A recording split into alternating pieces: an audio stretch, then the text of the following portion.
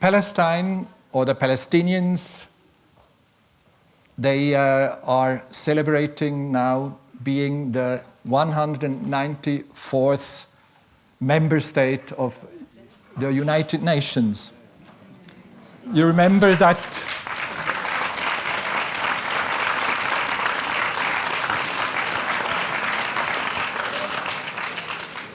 also we know that they have achieved only the observer status by the vote, but this is some step.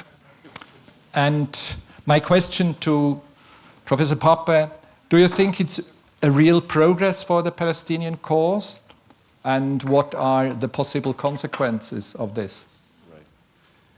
I think on a symbolic level, this is indeed... No, it's not working?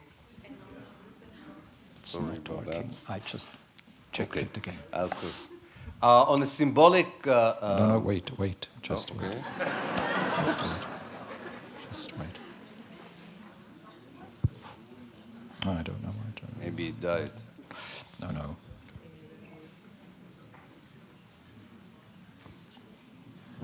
Oh, I'll hold it. I'll hold it. It's easy. Okay. On a symbolic level, I think this is an important step. I think more than anything else, it represents a willingness of the governments of the world, and especially of the Western world, to respect the shift in world public opinion on behalf of the Palestinians. So I think, in a way, the United Nations has ended a period in which a very small minority opinion on Israel and Palestine, namely Israel and the American point of view, has been broadcast as an international or global position. So on this level, I think it's important because it sort of it reflects democratically what a lot of people around the world feel. If you look at the United Nations Charter, the United Nations Charter begins, we the people of the world, not we the governments of the world. And so often, in the case of Israel and Palestine, the United Nations acted as if we, the governments of the world, decide what is the international public opinion. So I think in that respect, we should feel elevated, inspired, enthused by this kind of development. Practically, however, I think it doesn't mean anything. I think on the ground, what matters is the continued creeping, unilateral Israeli final attempt to create the map of Greater Israel as the political and military establishment of Israel understands it, and for which the vast majority of the Jewish electorate gives its blessing. And that idea is to control, either directly or indirectly, the space between the River Jordan and the Mediterranean in a way that would enable Israel to function as a state with a Jewish majority, even if demographically it's not, and to function as a powerful state that cannot be undermined from within by any counter demand.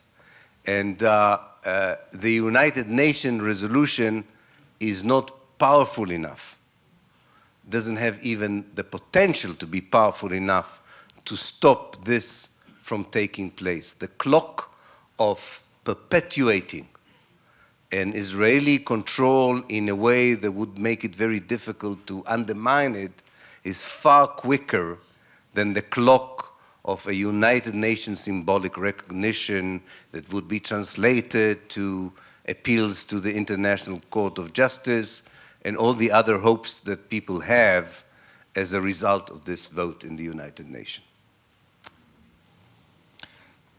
Thank you. My next question deals with a new book. It was recently published, entitled Palestine in Israeli School Books, Ideology and Propaganda in Education. The author is Nurit Peled El-Hanan, the daughter of a former general, Matti Peled, who was well known during the war in 1967. For the audience, I add that Nurit is lecturer in language education in the Faculty of Education at the Hebrew University of Jerusalem. And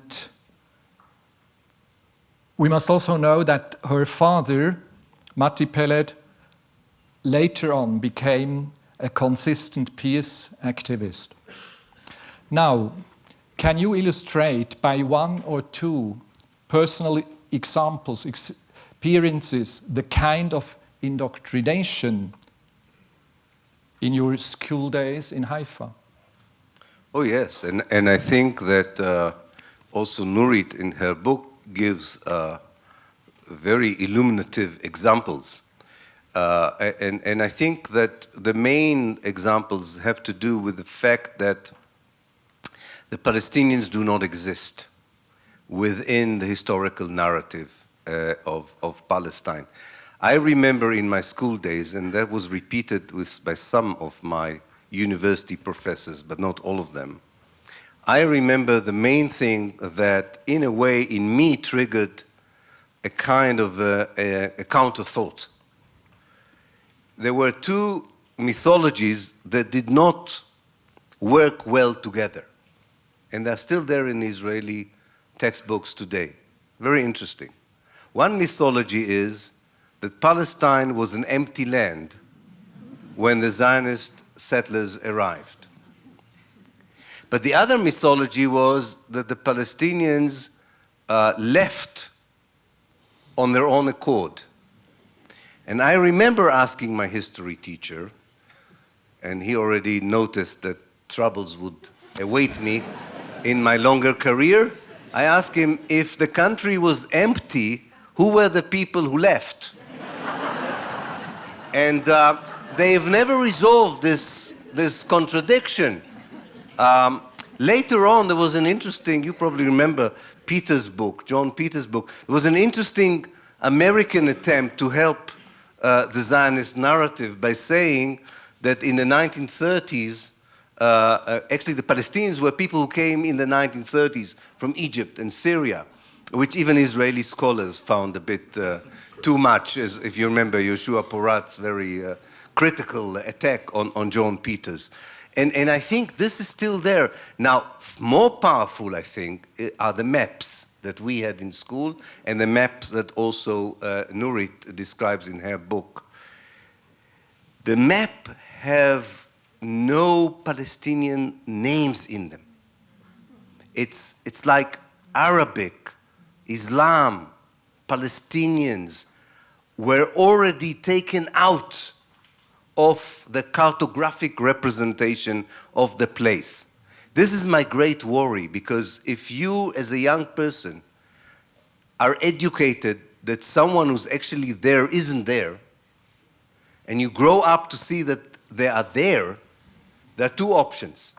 Either you say, what I learned in school was stupid, they should have known that these people are there, and you rebel against the indoctrination, which is what happened to me. Or you say they shouldn't be there. And this can have horrific consequences for the future generation. After the war, his father cleared his throat. It's Miko who writes it like that. He cleared his throat. He spoke of the unique chance the victory offered Israel to solve the Palestinian problem once and for all. And I quote, "For the first time in Israel's history, we are face to face with the Palestinians without other Arab countries dividing us. Now we have a chance to offer the Palestinians a state of their own. If we kept these lands, popular resistance to the occupation was sure to arise, and Israel's army would be used to quell that resistance. with disastrous and demoralizing results. And Matti Pellet concluded before his general colleagues that this would turn the Jewish state into an increasingly brutal occupying power and eventually into a binational state. We are interested to know how you comment this, looking back as a historian and looking ahead. There are two responses. Of course, one is that the Palestinians inside Israel were submitted for 19 years to a cruel military rule, far more cruel than the one that was about to be transferred from them to the occupied territories. And secondly, that Israel was already a binational state in 1967. Now, of course, if you play the game of numbers, you would say it's easier to be a binational state when the Palestinians are just 20%, which is Israel before 67. And he's right from his perspective that Israel with 50% of Palestinians would find it more difficult to be a binational state. But if you are even tiny little bit not a Zionist, which Matti Pellet was, you are not playing with numbers. You are opposed to the principle that you count people according to their ethnicity or nationality. And I think this is the tragedy of the Zionist left, that Matti Pellet was one of its most important, eloquent, and honest people. But it shows you why in many ways the Zionist left did more damage than the right wing in Israel in this respect, with this idea that here 67 is a chance to solve the problem, whereas there isn't. On the other hand, undoubtedly, the way that the Israelis decided to act in 1967 and not even to allow the Palestinians in the occupied territories to develop their own statehood only augmented, only aggravated the situation. So I think, however, that today in 2012, there is one, and I hoped, I tried to clarify it tonight. That's what I came to talk about. We should not look at 1967 as such a dramatic event. 1967, for the Israeli state, for the Zionist movement, was a completion of 1948. It was not a new chapter. And the peace process so far has failed because it accepted this Israeli claim of the left. Even you in Switzerland, the Geneva Initiative is based on this idea, that things can be returned back to June 67, but not to May 1948. If you come back to June 67, you can solve the conflict. Namely, you can do it with forgetting what happened in 80% of Palestine. You can do it with disregarding half of the Palestinians, with regarding what happens to the Palestinians inside Israel, and so on. And it failed because even the Palestinians, and we know there are Palestinians who were colleagues of Matti Pellet in all kinds of associations, even the Palestinian leaders who went along with that did not really believe that this was the way forward. And they wanted some assurances that somehow the Israelis would show that there is a future for human rights and civil rights long in distance after the two-state solution. But what they realized, of course, was that the two-state solution, even in Matti Pellet's very enlightened words, is a tactic to solve the demographic problem of a racist ideology. Thank you.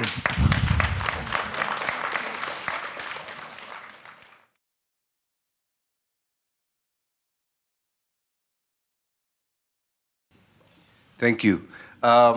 You're right. I haven't mentioned extensively the United States, although I did mention that the resolution in the United Nations was a counter public opinion to the American position, but you're right. I think the reason is that I came tonight to talk about 1948 and its importance. And it's fair to say that the United States' role in 1948 was not that crucial. It was important, but it was not that crucial. In fact, until the assassination of President Kennedy, the various American administrations' position on Israel and Palestine, if you read them, were far more progressive than any of the positions of the European governments today, which is quite an amazing revelation to many of my Arab and Palestinian friends. They supported in principle the right of return. They looked for ways of allowing the refugees to return. It's very interesting, and one of the reasons that the Israeli Ministry of Foreign Affairs decided to establish AIPAC in the 1950s was a feeling that America is going in a direction that is very harmful to Israel. Now, I won't go as far as the American director Lawrence Stone in his film JFK, who hints that the Israelis had a deep interest in seeing JFK being murdered because of that. I don't think it's true, but it's undeniable that Lyndon Johnson's started a new chapter in the history of Anglo-American-Israeli relationship. And therefore, I think when we analyze historically 48, America is not very important. It is, of course, you're absolutely right, afterwards. And I think it's much more important in the way that it allowed Israel from June 1967 to establish facts on the ground in the West Bank, knowing that these were severe violations of the international law. You know, the documents of 67 are open now. And Tom Segev has written about it also in his book, 1967. The Americans were surprised how the Israelis acted as occupiers in the West Bank and the Gaza Strip. And when they asked the Israelis about it, the Israelis told them, what we expect you is not to criticize us. And the Americans accepted this Israeli position, which JF Kennedy would have never accepted, which President Eisenhower would have never accepted, but which President Johnson did accept, and all the rest of them did. And I think this is an interesting, beyond this, all these theories of how important Israel is, which are correct, and my friend Noam Chomsky writes about it, how important Israel is in the way American imperialism was developed in the Middle East and so on. We have, as historians, to teach our students not to be, I don't know if there's a translation for this, teleological, determinist. We should not be determinist. American policy was not always what it is now. And that's a thought for hope. There's a hope that something can also change that.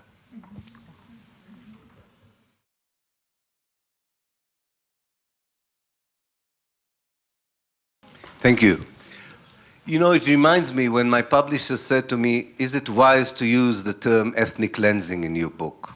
Because it might remind people of other periods in history. And I said, what's the point of being an intellectual? What's the point of being an historian? What's the point of being a human being if you are not allowed to call the reality for what it is? And I think that especially if you understand how the Holocaust memory is manipulated in Israel to Nazify the Palestinians, you would understand how important it is actually to say to the Israeli Jews, don't tell us that you are the victims of the most horrific crime in history. You may be the victims, or you may represent the victims of the most horrific crime in history. But as such, you should not get closer to do the same crimes to others. And if you are not able to discuss this openly, if you're not able to discuss it openly, you are going to be in a situation which was so cleverly articulated by one of our greatest journalists in Israel, unfortunately who died many years ago, a dear man called Aryeh Kaspi, not known in the West at all. He was the deputy editor of Haaretz, an amazing man. And he said, I live in a society which, as long as you do to the Palestinians almost what had been done to the Jews, not exactly, almost, it's okay. And he said, that worries me. What is the almost? How does the almost shift when it becomes so close that we cannot use the word almost anymore? And I think that this is horrific. Let me tell you something. I know my answers are long, but what can you do? That's me. I started my talk tonight about the evidence. And we will put the evidence on a website with subtitles in German and in English and so on, despite the uneasiness of those who gave the testimony about it. As I told you, we're going to ignore their wish not to be exposed. We think it's too important. And one of them says, you know, one of the things we wanted always to do to the Palestinian refugees after we expelled them was to find out where the women were hiding their jewelry. Because we knew that Palestinian women, especially as dowry, you know what a dowry is? Yeah, it's a German word for this. The dowry, they get all kinds of coins, which is, I don't know if you know, but the Palestinian folklore, this beautiful jewelry that is made of Ottoman coins and British coins and so on. And they were looking for it. And women who were running away from the villages were hiding them. And they said, we wanted to find the place where they hid it. So we took Jews who just came from Europe because they were refugees. And they knew exactly where their women were hiding their jewelries. I'm not the one who makes these connections. They were the ones who were making these connections in more than one testimony. In more than one testimony. You know, we had a famous national singer, Yafa Yarkoni, who everybody admired, and 2 years before she died, nobody spoke to her anymore. And you know why? Because she found out that soldiers in the checkpoints used to tattoo numbers on Palestinians. And she said the obvious. I don't have to even repeat the obvious, right? I don't have to. You understand what tattooing numbers on arms means. What was the Israeli reaction? To boycott her, not to punish the soldiers. So we are moving slowly into that pit. And if we are not going to use the right words, the movement would never be stopped towards the abyss of Jews and Arabs alike.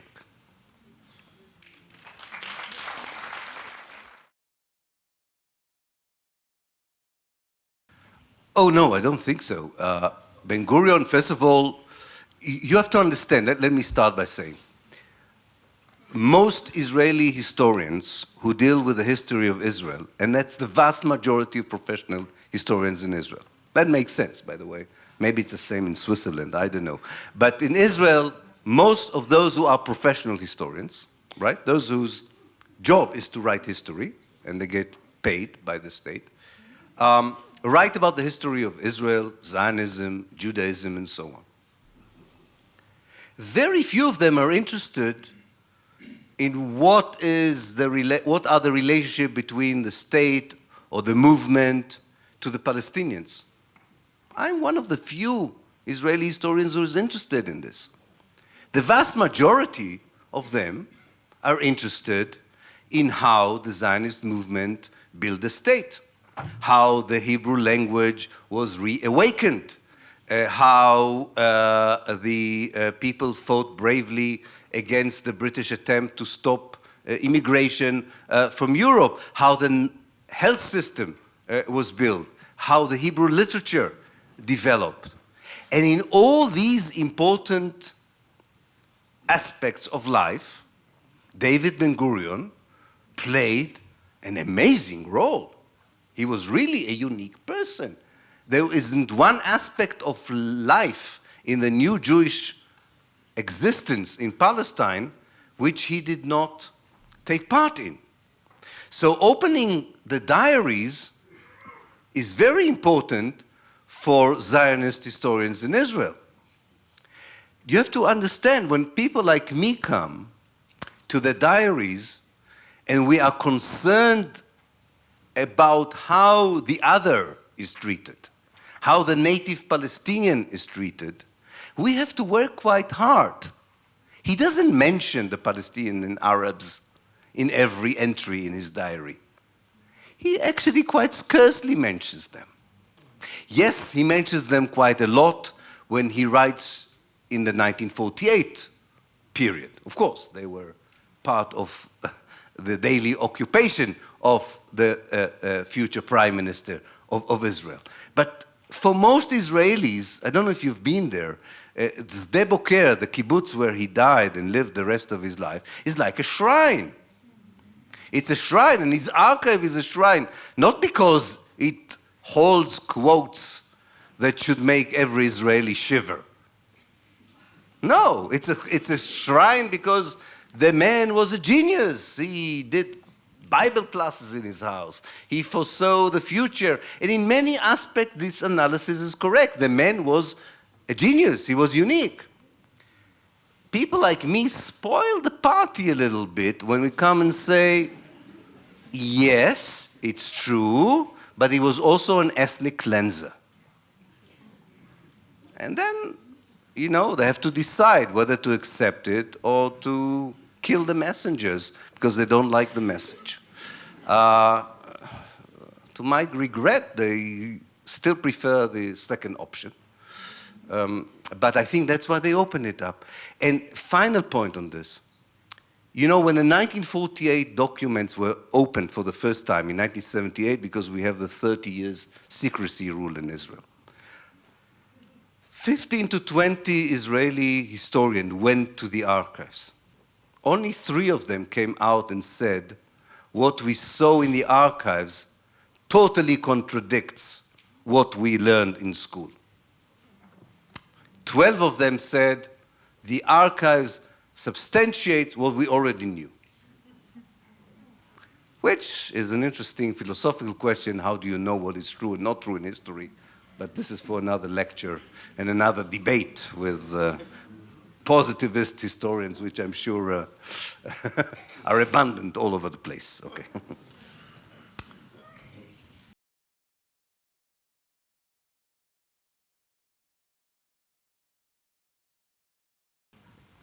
Yes, it's a very important question. I hope I understood it because even my German took it a bit different. I think you were asking about how do we deal with this transformation from a victim to victimizer with the Holocaust in the background as the major kind of syndrome, as you call it. And I think that's very important. It's a very important question. I'm not only an historian, I'm also a peace activist for most of my life. And the area I believe I can contribute, and I'm trying to contribute in Israel itself, is in education.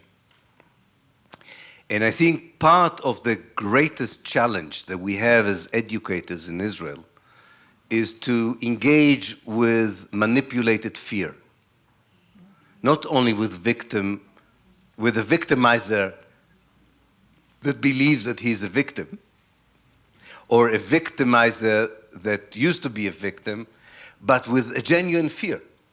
As you know, part of racism in the world is due to fear.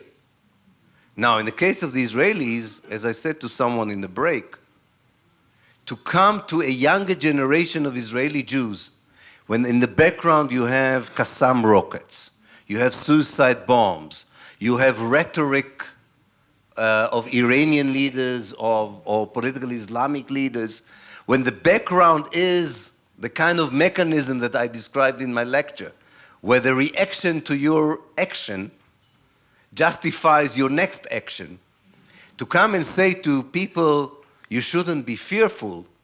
Okay, they say that they want to kill you, they say that they throw bombs at you, but, you know, basically these are good people you should share the land with, is not an easy message.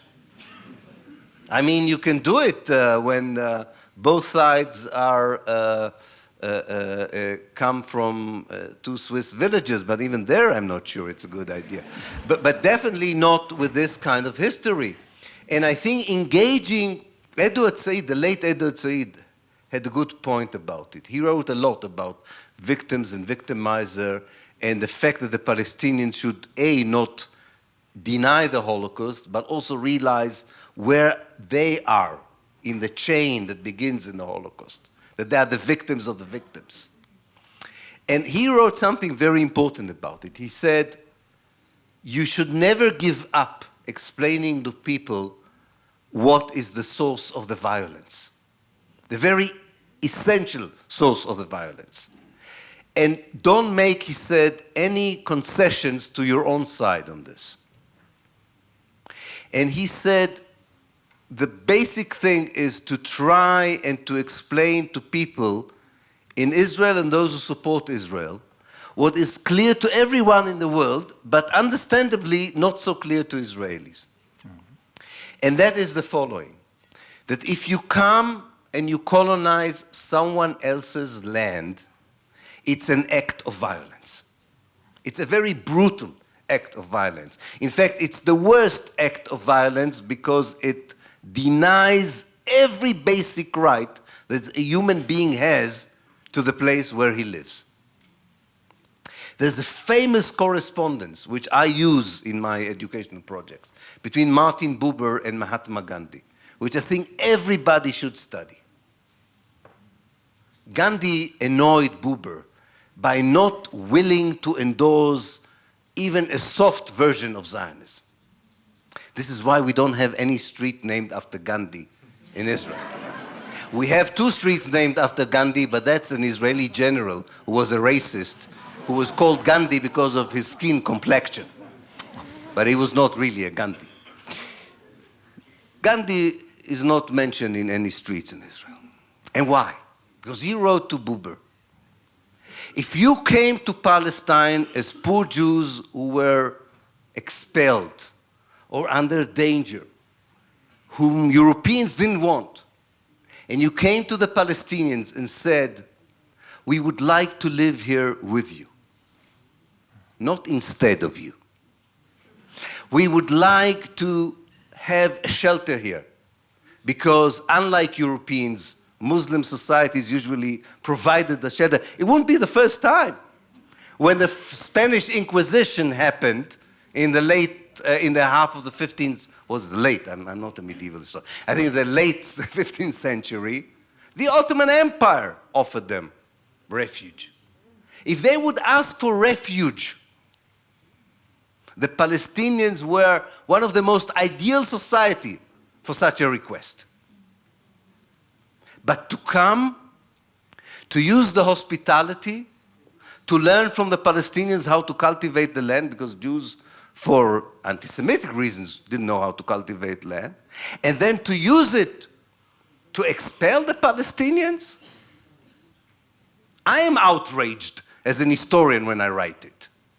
You are amazed that the Palestinians are outraged by that? You are amazed that this is why violence begins in Palestine? Of course it's soluble. You can solve it. There's a way of decreasing the violence. There's a mechanism for reconciliation. But like in South Africa, you cannot start reconciliation and say, if it's successful, we'll give up apartheid. It doesn't work. You give up apartheid, and then there is reconciliation. You give up Zionism, and then there is reconciliation, not the other way around.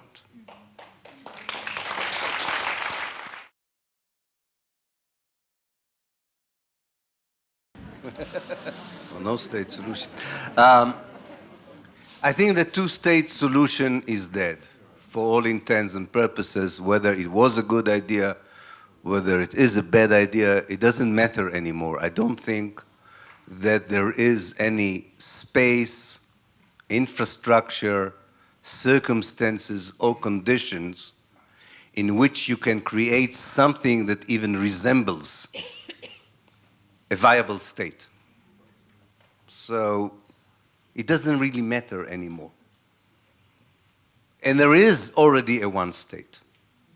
Israel is the regime, the powerful regime that controls the life of all the Palestinians, as we saw, including those in the Gaza Strip. Yes, Palestinians react to this regime. And in the Gaza Strip, they challenged the Israelis and said, come and invade us if you dare, as you did. But that didn't change the reality that Israel is in control, not the Palestinians. So in fact, I think that although it's very important to talk about one state and two states, I would begin one step earlier. And that is an international community that maybe is changing now, that said there's only one side that matters when the future is concerned, and that's the state of Israel. What it wants matters. What it is worried about matters. What it is concerned about matters. All the rest are not important. And I think the importance of the one state, even before it becomes a practical solution, and that's an unenviable task, to prepare a political system when the vast majority of the Jews in Israel are against it. I understand it. I live there. I come from there. But before you do that, I think that realizing that the Palestinians have an equal, at least an equal, share in their future is a very good beginning, because then you start to talk about issues that would lead the way to one state solution. You see, if you say the Palestinian refugees are equal partners to the Russian Jews who arrived yesterday from St. Petersburg, and I see most of these Russian Jews pray every Sunday in the Orthodox Church next to my house. So if you say the refugees and these Russian Orthodox Jews or Christians, doesn't matter, have the same right about the future, you're already talking about one state. You're already talking about state. If you say the Palestinian minority inside Israel is part of the dialogue of the future, you're already talking about one state. So I think that in very short time we will see these processes begin, but people would be very careful not to talk about it as a one-state solution. But they will do practically things that would say, okay, there's one state, there is a regime that we're not totally happy with, that doesn't respect human rights, does not respect civil rights, but maybe there's a peaceful way of making it a better regime, more democratic, more universal, not racist, not ethnic. There's no reason in the world that every decent person would support such a development.